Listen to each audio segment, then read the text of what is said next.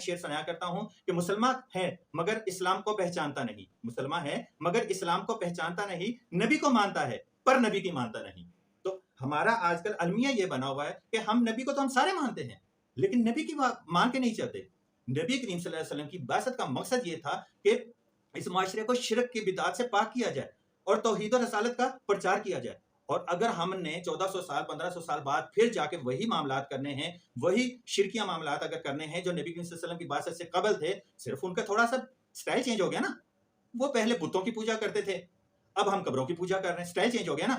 कान को इधर से पकड़ लें या इधर को घुमा के पकड़ लें, बात तो एक ही है। अल्लाह तो हर तरह के शिरक से पाक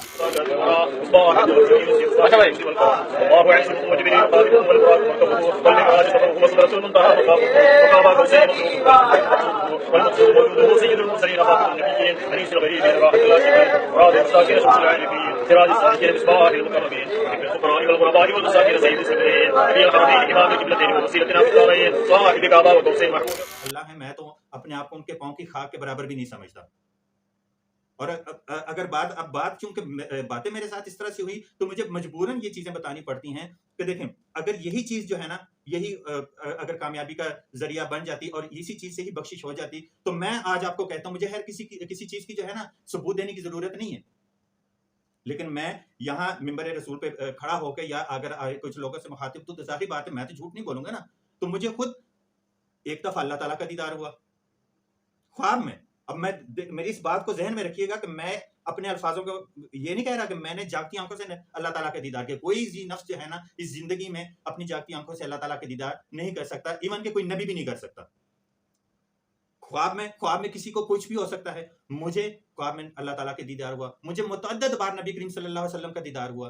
तो अब इस दीदार को जो है, इस ख्वाब को मैं अपना जो है ना वो बना के तो तकिया बना के तो बैठ जाऊं कि जी मैं कोई बहुत बड़ा वली अल्लाह बन गया हूं और मैं जो है ना वो अपने मुरीदीन जमा कर लूं और शिरकिया काम शुरू कर दूं। ये कोई तरीका नहीं है, ये बख्शिश का जरिया नहीं है, ये अल्लाह ताला का एक खास करम है, एक खास फजल है जो अपने बंदों पर होता है। मुझे बहुत ज्यादा इस चीज पर मतलब एक इंसान होते हुए मुझे इस चीज पर बड़ा फख्र है कि मुझे मुतअद्दिद बार नबी करीम सल्लल्लाहु अलैहि वसल्लम का दीदार हुआ। और ये किताब लिखते हुए, ये जिस वक्त ये किताब मैं लिख रहा था और एक जगह पे मैं टॉपिक में फंस गया था, ये किताब है रहमतुल लिल आलमीन। मुझे उस वक्त भी नबी करीम सल्लल्लाहु अलैहि वसल्लम का दीदार है। तो मैं बताएं, ये मेरी किताब है इश्क का दीवानापन।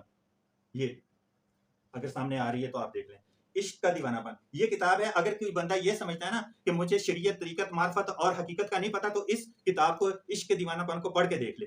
आपको ये चारों चीजें मिलेंगी कि शरीयत क्या थी, तरीकत क्या है, मार्फत क्या है और फिर हकीकत क्या है। बुनियाद तालिबीन का मुताला किया और वहां मैंने जब उनका वो देखा कि उनकी नमाज का तरीका देखा, तो मैंने अपनी नमाज सुन्नत के मुताबिक रफा यदैन के साथ शुरू कर दी। आप में से कोई बंदा छोड़ेगा अपने सिस्टम को, अपने उसको छोड़ेगा? मैंने छोड़ा। मैंने अपनी वो नमाज तर्क कर दी और सुन्नत के मुताबिक अपनी नमाज मैंने शुरू कर दी। आप लोग तो सिर्फ उनके 11वीं के खत्म खाने के लिए है ना, या उनके बड़े बड़े जो उनके साथ जो मंसूब कर दिए किस्से कहानियां जो उनके साथ मंसूब कर दी कि उन्होंने 12 साल की कश्ती निकाल दी, उन्होंने जनाब वो मुर्दे को जिंदा कर दिया, उन्होंने हवाओं पे चल के दिखा दिया, उन्होंने पानियों पे चल के दिखा दिया, उन्होंने उड़ के दिखा दिया। आप लोग तो सिर्फ ये कहानियां पेश कर रहे होंगे ना, लेकिन मैंने हकीकतन जो उनकी किताब, उनकी हाथ की किताब, लिखी हुई किताब में जो नमाज का तरीका था, मैंने उस तरीके को अडॉप्ट किया। बाकायदा मैंने उसकी स्टडी सही बुखारी, सही मुस्लिम से की और जुज़ रफ़ा या दैन से मैंने जनाब उसको स्टडी किया, तो वो बिल्कुल मैच कर रहा था कि सही तरीका नमाज महमूदी का ये था। तो मैंने अपनी जो हनफिया मसले के मुताबिक जो मैं नमाज पढ़ा करता था, मैंने उसको तर्क करके मैंने सही सुन्नत के मुताबिक अपनी नमाज को पढ़ना शुरू कर दिया। ये नहीं कह रहा हूं कि वो भी गलत है, वो भी ठीक होगी, मुझे नहीं पता, मुझे इस चीज का इतना इल्म नहीं है। लेकिन जब मैंने देखा कि मेरे नबी सल्लल्लाहु अलैहि वसल्लम ने इस तरह नमाज पढ़ी और शेख अब्दुल कादिर जिलानी भी इसी बात की तस्दीक कर रहे हैं, तो मैंने उस तरह से अपनी नमाज शुरू कर दी। अब मुझे बताएं कि मैं कितना बड़ा गुस्ताख हूं। मैं गुस्ताख हूं उस सिस्टम का जो उनके साथ मंसूब कर दिया। औज़ु बिल्लाहि मिनश शैतानिर रजीम, बिस्मिल्लाहिर रहमानिर रहीम। क़द अफ़लहा मन तज़क्का, सदक़ल्लाहुल अज़ीम। अल्लाहुम्मा सल्लि अला मुहम्मदिन नबिय्यिल उम्मी व अला आलिहि वसल्लम तस्लीमा।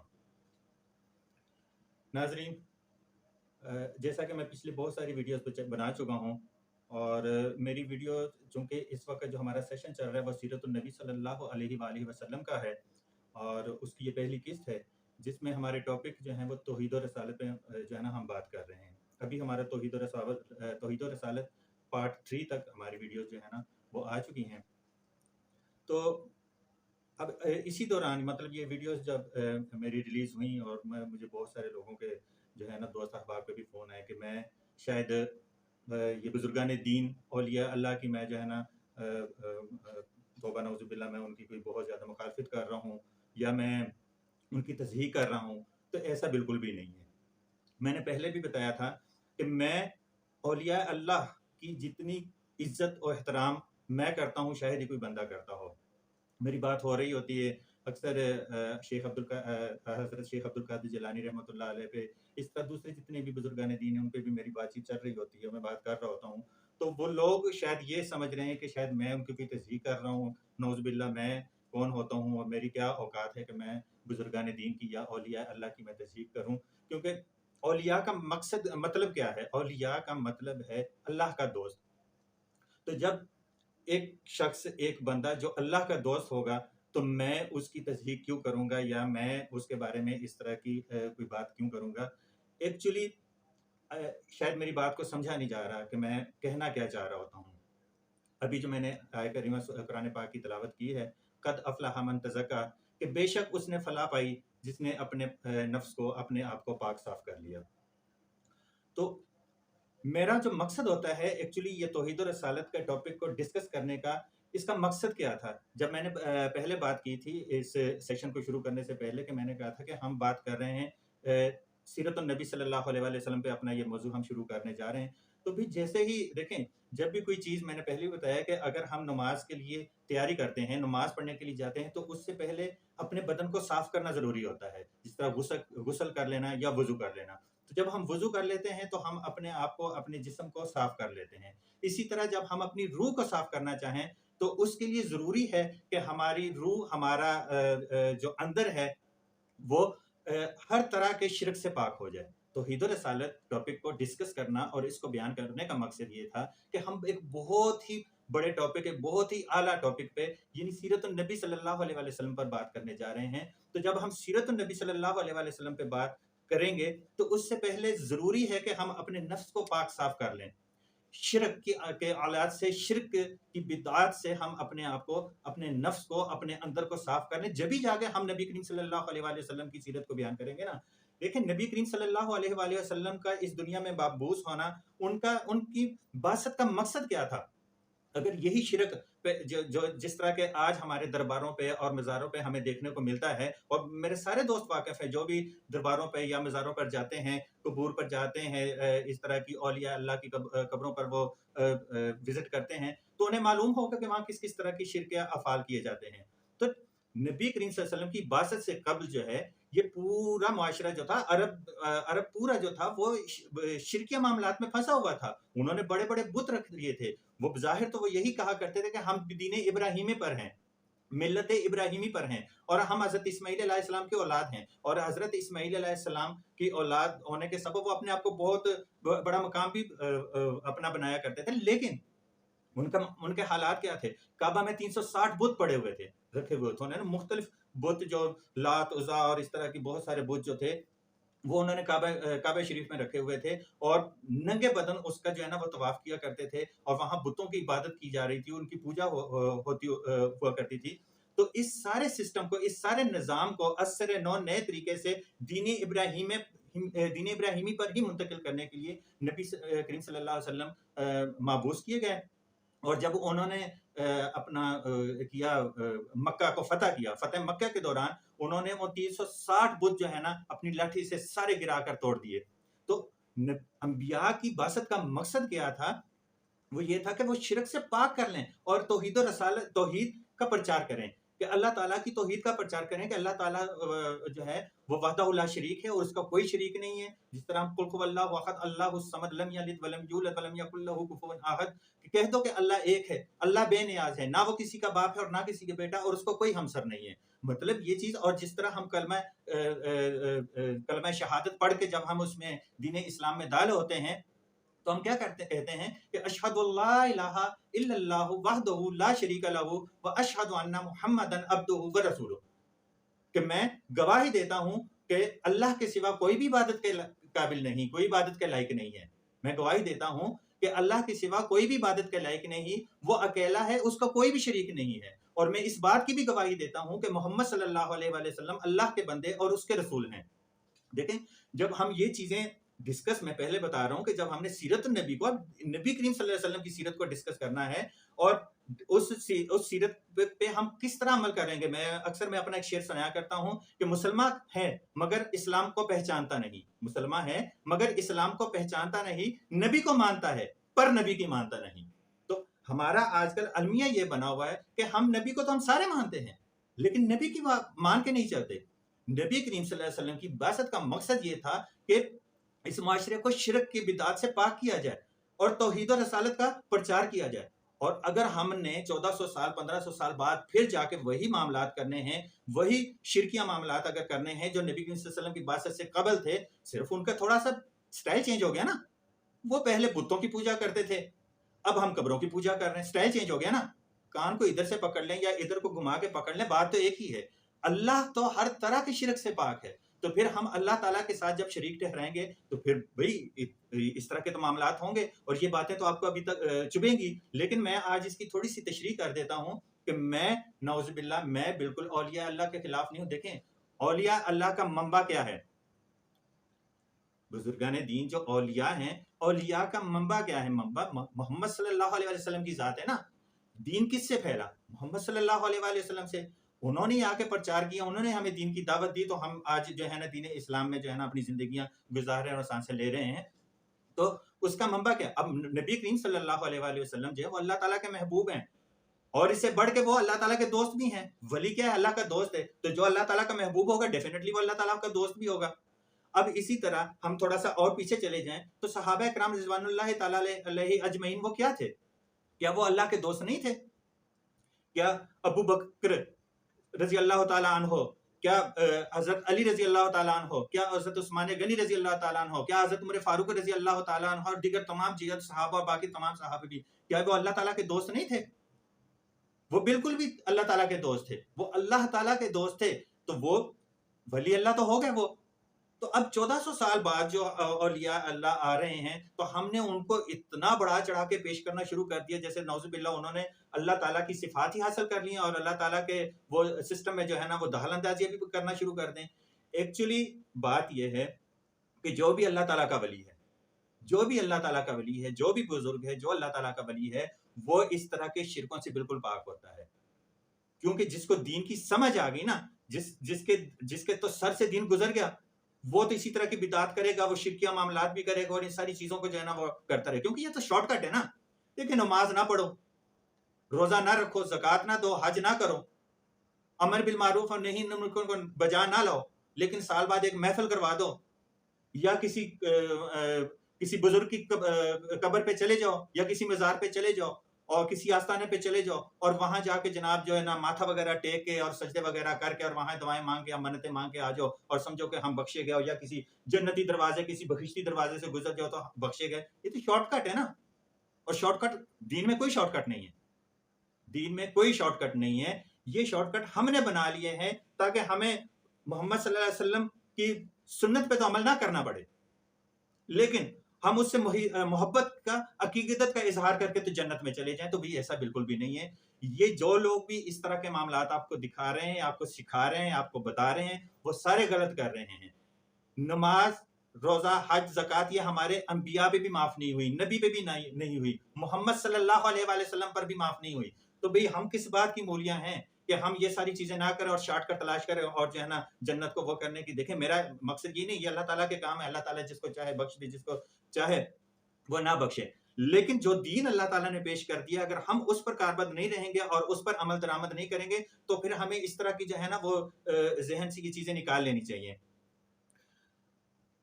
یہ جو صوفیزم ہے، صوفیزم یعنی کہ تصوف کیا ہے؟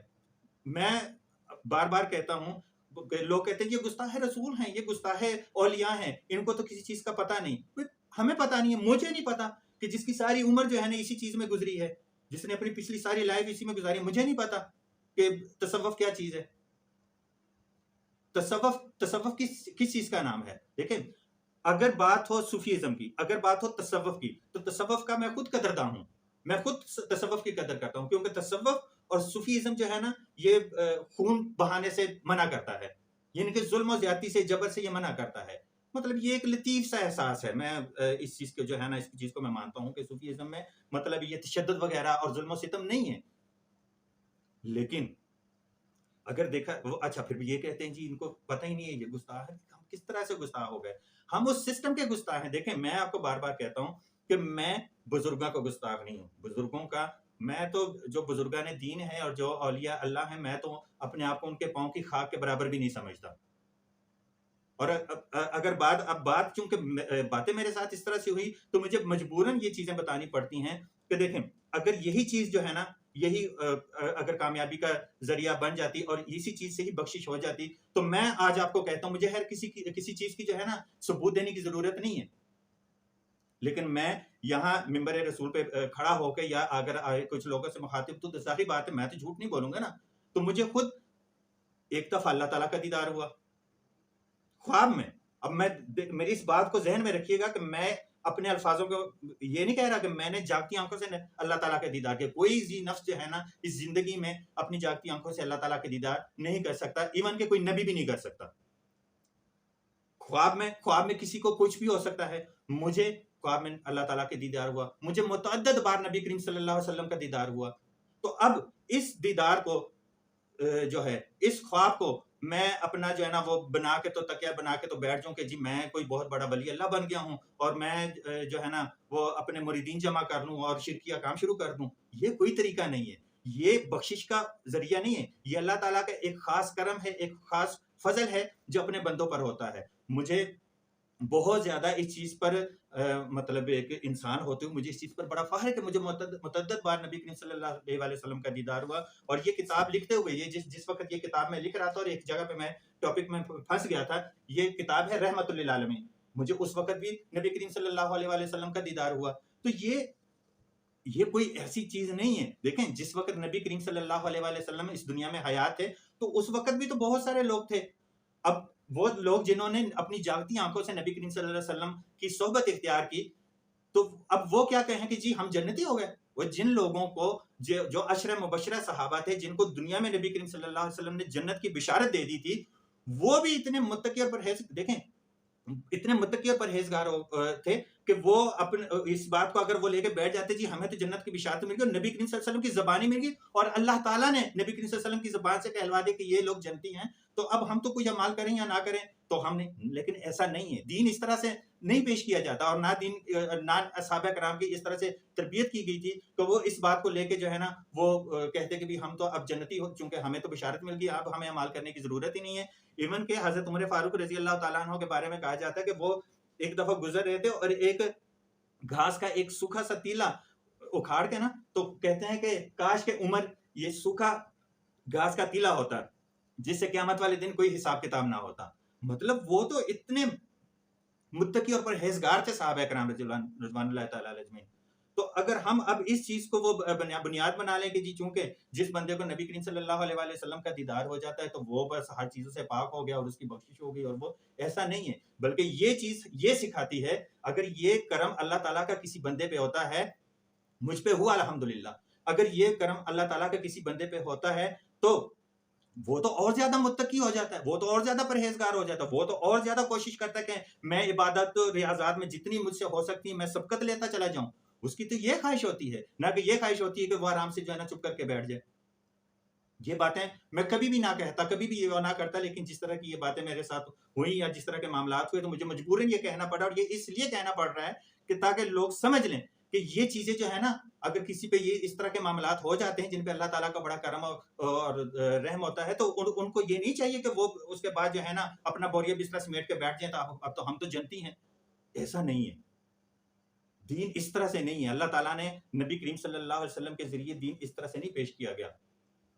تو اچھا اب کہتے ہیں جی تصوف کا، ان لوگوں کو تصوف کا کیا پتا. میں آپ کو دیکھیں میں آپ کو بتاتا ہوں تصوف کیا ہے. تصوف 4 چیزوں کا نام ہے نا. تصوف شریعت، طریقت، معرفت اور حقیقت، اسے ہی کہتے ہیں نا. تصوف کی بنیاد انہی 4 چیزوں پہ کھڑی ہے نا. تصوف کی بنیاد یعنی شریعت، طریقت، معرفت اور حقیقت. اب یہ جو میں نے ابھی اس سے پہلے میں نے قد افلح من تزکا، یہ جو میں نے یہ آیا کریمہ تلاوت کی ہے، تو اصل میں یہ جو تصوف ہے، تصوف کی یہ جو 4 انہوں نے برانچز بنا دی ہیں، شریعت، طریقت، معرفت اور حقیقت، تو یہ برانچز اصل میں اللہ تعالیٰ نے تو قرآن میں ایک لفظ میں بیان کر دی، تزکیہ، تزکیہ نفس، تزکیہ نفس، یہ تزکیہ نفس ہی کی برانچز ہیں ایکچولی۔ تو دین تو بہت سادہ سا وہ اللہ تعالیٰ نے جو ہے نا، نبی کریم صلی اللہ علیہ وسلم نے بڑا سادہ سا دین ہمارے سامنے پیش کر دیا ہے، اور وہ سادہ سا دین کیا ہے جس کو ہم شریعت کہتے ہیں؟ شریعت کیا ہے؟ نماز پڑھو، روزہ رکھو، زکوٰۃ دو، اور اگر استطاعت رکھتے ہو تو بیت اللہ کا حج کرو، امر بالمعروف اور نہی عن المنکر کو بجا لاؤ، اور اپنے ہاتھ اور زبان سے دوسرے مسلمانوں کو محفوظ رکھو۔ یہی ہے نا شریعت، یہی ہے نا، یہی دین ہے نا۔ تو یہ دین تو جو ہے یہ تو ہمارے لیے تو بڑا آسان تھا، ہمیں بڑا آسان کر کے پیش کر دیا گیا، لیکن آج اس دین کو بڑا توڑ مروڑ کے پیش کیا جا رہا ہے، بڑا توڑ مروڑ کے پیش کیا جا رہا ہے۔ توڑ مروڑ کے اسی طرح کے نا کہ اس کو وہی جو تزکیہ نفس ہے، دیکھیں کوئی بندہ کسی کے دل میں اتر کے نہیں دے سکتا۔ نبی کریم صلی اللہ علیہ وسلم کے دور میں کتنے منافقین تھے جو دل میں بغض رکھتے تھے، منافق تھے، انہوں نے دل سے دین کو اور اسلام کو قبول نہیں کیا تھا، لیکن وہ تمام جو جتنے بھی ارکان دین ہیں، دین کے جتنے بھی ارکان ہیں، روزہ، نماز، حج، زکوٰۃ، یہ سارے پابندی سے کیا کرتے تھے، حالانکہ نبی کریم صلی اللہ علیہ وسلم کو وحی کے ذریعے بتا دیا گیا تھا کہ یہ منافقین ہیں، لیکن اس کے باوجود نبی کریم صلی اللہ علیہ وسلم نے ان پر گرفت نہیں کی۔ کیوں؟ کیونکہ یہ جو معاملات ہیں، اس کا جو ہے نا تعلق جو ہے وہ ہمارے ساتھ نہیں ہے۔ ہمارا کام ہے شریعت کے مطابق نماز پڑھنا، روزہ رکھنا، زکوٰۃ کرنا، حج کرنا، یہ ہمارے معاملات ہیں۔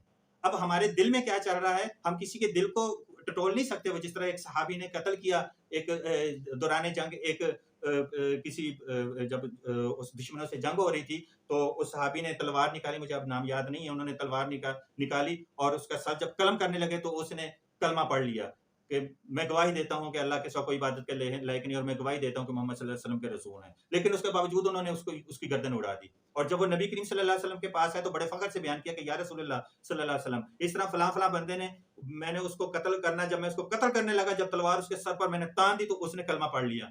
تو نبی کریم صلی اللہ علیہ وسلم نے کہا تو پھر تم نے کیا کیا؟ تو انہوں نے کہا کہ میں نے اس کو قتل کر دیا۔ تو اللہ تعالیٰ نے کہا کہ او تم نے یہ کیا کر دیا، کیا تم نے اس کو کیوں قتل کیا؟ اس نے کہا یا رسول اللہ، اس نے دل سے نہیں پڑھا تھا، اس نے کلمہ دل سے نہیں پڑھا تھا، بلکہ اس نے تو میری تلوار کے ڈر کی وجہ سے اس نے وہ کلمہ پڑھا تھا۔ تو نبی کریم صلی اللہ علیہ وسلم نے کہا کہ کیا تم نے اس کا دل چیر لیا تھا؟ کیا تم نے اس کا دل چیر کے دیکھ لیا تھا کہ اس نے اوپر سے پڑھا ہے یا اندر سے پڑھا ہے؟ قیامت والے دن تم کیا کرو گے؟ تم کیا کرو گے کہ جب وہ شخص اٹھ کر کہے گا کہ یا اللہ میں کلمہ پڑھ چکا تھا اور اس نے مجھے قتل کر دیا، تو تم کیا کرو گے؟ تو اس لیے یہ دیکھیں، ہم صرف ظاہر کے پابند ہیں، شریعت کے پابند ہیں۔ ہمیں نہیں پتا کہ وہ منافقین، نبی کریم صلی اللہ علیہ وسلم کو پتا تھا، اس کے باوجود وہ نبی کریم صلی اللہ علیہ وسلم ان کے ساتھ اچھا برتاؤ کیا کرتے تھے، ایون کہ جب وہ مر جاتے تھے تو ان کا نماز جنازہ بھی نبی کریم صلی اللہ علیہ وسلم خود پڑھا دیا کرتے تھے۔ تو یہ وہ باتیں ہیں کہ کہتے ہیں کہ جی ان کو پتہ ہی نہیں کسی چیز کا۔ اب مجھے نہیں پتا تو میں بتائیں، یہ میری کتاب ہے عشق کا دیوانہ پن، یہ اگر سامنے آ رہی ہے تو آپ دیکھ لیں، عشق کا دیوانہ پن یہ کتاب ہے۔ اگر کوئی بندہ یہ سمجھتا ہے نا کہ مجھے شریعت، طریقت، معرفت اور حقیقت کا نہیں پتا، تو اس کتاب کو، عشق کے دیوانہ پن کو پڑھ کے دیکھ لے، آپ کو یہ چاروں چیزیں ملیں گی کہ شریعت کیا تھی، طریقت کیا ہے، معرفت کیا ہے، اور پھر حقیقت کیا ہے۔ یہ ساری چیزیں آپ کو اس کتاب میں ملے گی۔ ایسی کوئی بات نہیں ہے کہ ہمیں پتہ نہیں۔ اب شریعت کی کیا کہتے ہیں کہ جی یہ چونکہ تصوف پہ اس کی بنیاد کھڑی ہے، تو بتایا یہ جاتا ہے یا کہا یہ جاتا ہے کہ شریعت جو ہے یہ بیس ہے، یہ بنیاد ہے، اور طریقت جو ہے یہ اس کی پہلی سیڑھی ہے، معرفت اس کا سینٹر ہے، اس کا مڈل ہے، اور حقیقت اس کی انتہا ہے۔ سمجھ گئے بات؟ شریعت بنیاد، طریقت اس کی پہلا زینہ، معرفت اس کا سینٹر، اور حقیقت اس کی انتہا۔ اب مجھے یہ بتائیں کہ جب بنیاد ہی نہیں ہوگی تو باقی چیزیں کہاں کھڑی ہوں گی؟ زینہ کہاں کھڑے کریں گے آپ؟ پہلی سیڑھی، دوسری سیڑھی، تیسری سیڑھی، انتہا تک کس طرح پہنچیں گے جب زینے موجود نہیں ہو؟ اور آج کل آپ جا کے دیکھ لیں، درباروں پر جا کے دیکھ لیں کیا ہو رہا ہے، اور یہ جو ڈھونگی پیر، جو ننگ دڑنگے پیر، جس کا اگر آپ دیکھیں گے تو آپ کو پتہ چل جائے گا کہ یہ ڈھونگی پیر جو ہے نا یہ کیا کر رہے ہوتے ہیں۔ نہ شریعت کا پتہ، نہ نماز کا پتہ، نہ روزے کا پتہ، نہ حج کا پتہ، نہ زکوٰۃ کا پتہ، اور گالیاں بکتے رہیں گے. اور اتنے زیادہ مریدین کو انہوں نے جناب آگے لگایا ہوا ہوتا ہے.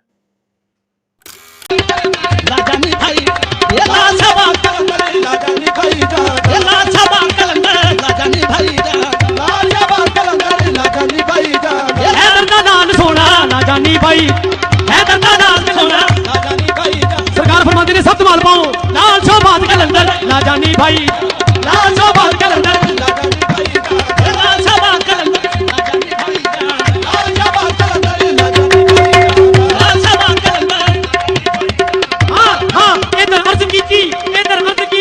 ادھر پوری ہو گئی لال شہباز کا لندن لاجانی بھائی لال شہباز کا لندن لاجانی بھائی لال شہباز کا لندن لاجانی بھائی لال شہباز کا لندن لاجانی بھائی لال شہباز کا لندن لاجانی بھائی لال شہباز کا لندن لاجانی بھائی لال شہباز کا لندن سب تمال پاؤ جتھے جتھے جڑا جڑا بھی ہے سرکار کے اندر تمال پاؤ شہباز کا لندن لاجانی بھائی لال شہباز کا لندن لاجانی بھائی لال شہباز کا لندن رسول فرماتے نے جڑا تمال نہیں پائے گا لال شہباز کے لندن لاجانی بھائی لال شہباز کے لندن لاجانی بھائی لال شہباز کے لندن لال شہباز کے لندن لاجانی بھائی علی دا لال کے لندن لاجانی بھائی علی دا لال کے لندن لاجانی بھائی مرشد لال کے لندن لاجانی بھائی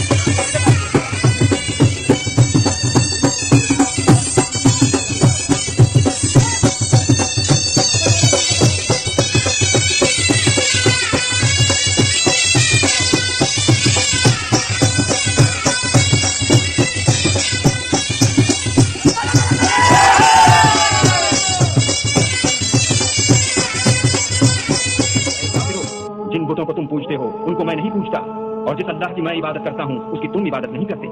اور میں پھر کہتا ہوں کہ جن کی تم پرستش کرتے ہو ان کی میں پرستش کرنے والا نہیں ہوں, اور نہ تم اس کی بندگی کرنے والے معلوم ہوتے ہو جس کی میں بندگی کرتا ہوں. تم اپنے دین پر, میں اپنے دین.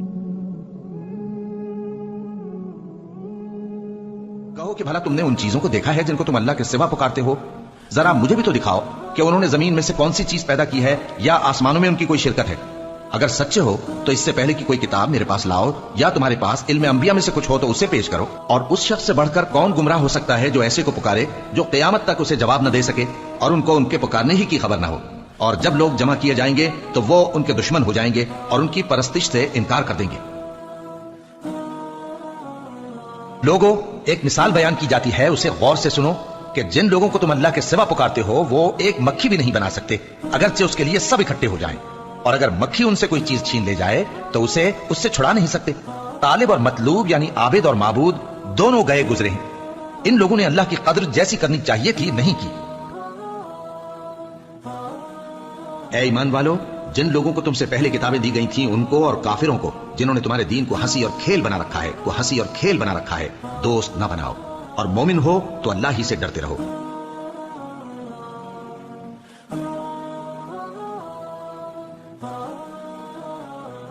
مجھے بتائیں کہ کیا یہ آپ کو وہ تصوف آپ کو یہ سکھا رہا ہے, صوفیزم آپ کو یہ سکھا رہا ہے؟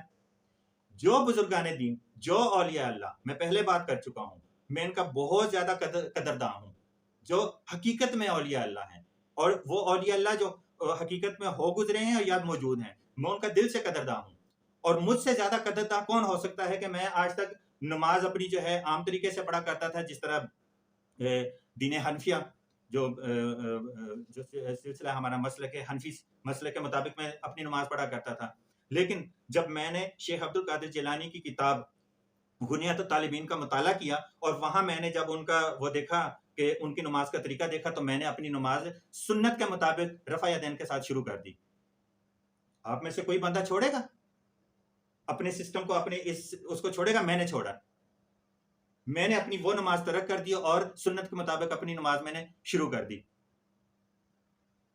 आप लोग तो सिर्फ उनके 11वीं के खत्म खाने के लिए है ना, या उनके बड़े बड़े जो उनके साथ जो मंसूब कर दिए किस्से कहानियां जो उनके साथ मंसूब कर दी कि उन्होंने 12 साल की कश्त निकाल दी, उन्होंने जनाब वो मुर्दे को जिंदा कर दिया, उन्होंने हवाओं पे चल के दिखा दिया, उन्होंने पानियों पे चल के दिखा दिया, उन्होंने उड़ के दिखा दिया।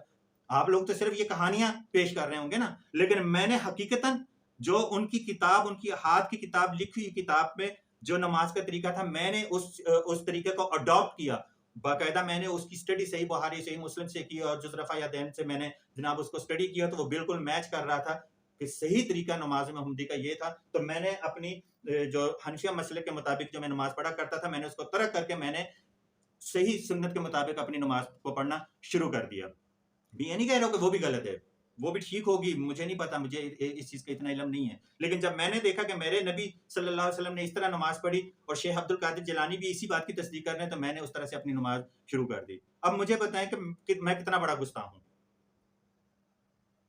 मैं गुस्ताख हूं उस सिस्टम का जो उनके साथ मंसूब कर दी जाती हैं, जो औलिया अल्लाह के साथ जो चीजें मंसूब कर दी जाती हैं। एक अल्लाह का नेक बंदा, मैं तो समझ ही नहीं सकता कि जो बंदा शरीयत का पाबंद हो, शरीयत की मैं बात इसलिए कर रहा हूँ क्योंकि ये नबी करीम सल्लल्लाहु अलैहि वसल्लम की शरीयत है। जो बंदा शरीयत का पाबंद हो, ठीक है, और तज़किया नफ्स भी रखता हो, यानी कि आपके मुताबिक तरीक़त, मार्फत और हकीकत भी वो बजा लाता हो, तो ऐसा बंदा शिरक कर कैसे सकता है? ऐसा बंदा ऐसी ऊट पटांग चीजें किस तरह अपने साथ वो लेके चल सकता है? वो तो इन चीजों से पाक थे। मेरा ये मानना है कि जो भी वली अल्लाह है, जो भी अल्लाह ताला का वली है, अल्लाह ताला का दोस्त है, वो तो इन शिरकिया मामलात से पाक है। अब ये हमारी वो है कि हम उसको किस तरह देखें ना, जिस तरह ये मोबाइल फोन है, मोबाइल फोन तो आपके पास है, अब इसका यूज आप पे मुनहसर करता है कि आप इसका नेगेटिव यूज करते हैं या पॉजिटिव यूज करते हैं। तो वो तो उन्होंने तो अपनी जिंदगी पॉजिटिव वे में जो है ना गुजार ली। अब आप उनको नेगेटिव कर दें, अब वो तो जाहिर बात है, वो तो इस दुनिया से पर्दा पोशी कर गए हैं, उनका तो इंतकाल हो चुका है, वो तो फौत हो चुके हैं, उनका तो विसाल हो चुका है। अब ये जिंदा लोग हैं, कोई चाहे वहां भंगड़े डाले, चाहे वहां कवालियां करे, चाहे वहां वो गोट गोट के वो बूटियां और चरस और अफीम पिए और क्या क्या मामलात, यहाँ नाच गाने और ये सारे मामलात करे, तो ये इस गिरफ्त से वो लोग आजाद हैं, वो लोग आजाद हैं। इस गिरफ्त में वो लोग आएंगे जो ये सारे मामलात कर रहे हैं और आपको अभी आपसे करवा रहे हैं। या दूसरी तरीके से शरीयत, इसको इस तरह से लिया जाता है कि शरीयत जो है वो एक दरख्त का एक तना है, एक तना जो दरख्त का होता है ना, मोटा सारा तना जिस पे वो पूरा दरख्त खड़ा होता है, तो वो तना जो है वो शरीयत है, और टहनियां जो हैं वो तरीकत हैं, और पत्तियां जो उसकी, जो उस दरख्त की जो पत्तियां हैं वो मार्फत है, और उस दरख्त का जो फल है वो हकीकत है। अब आप मुझे बताएं कि ये सारी चीजें देखें, अगर फल नहीं होगा तो भी दरख्त रहेगा, अगर टहनियां नहीं होंगी, यानी कि तरीकत नहीं, वो तरीकत नहीं होगी तो भी रहेगा, अगर उस पर पत्तियां झड़ जाएंगी तो भी वो दरख्त कायम रहेगा। लेकिन अगर उसका तना ना रहा ना, उसका तना ना रहा, तो फिर वो दरख्त नहीं है। तो बुनियाद है ना, बुनियाद को ही आप नहीं लेके चलेंगे तो फिर किस तरह? और आजकल मैं तो जितने भी ये पीरों को और इन लोगों को देख रहा हूं, तो इनका बुनियाद को तो इन्होंने नहीं पकड़ना, शरीयत को तो वो सिरे से जानते ही नहीं है कि शरीयत क्या चीज है, और बाकी तरीका, मार्फत और हकीकत, इन चीजों को लेके बैठ के तो वो जनाब वो डिस्कस कर रहे होंगे। हालांकि जो बंदा शरीयत का पाबंद नहीं है, वो ना उसको तरीकत का पता है, ना उसको मार्फत का पता है, और ना उसको हकीकत का पता है।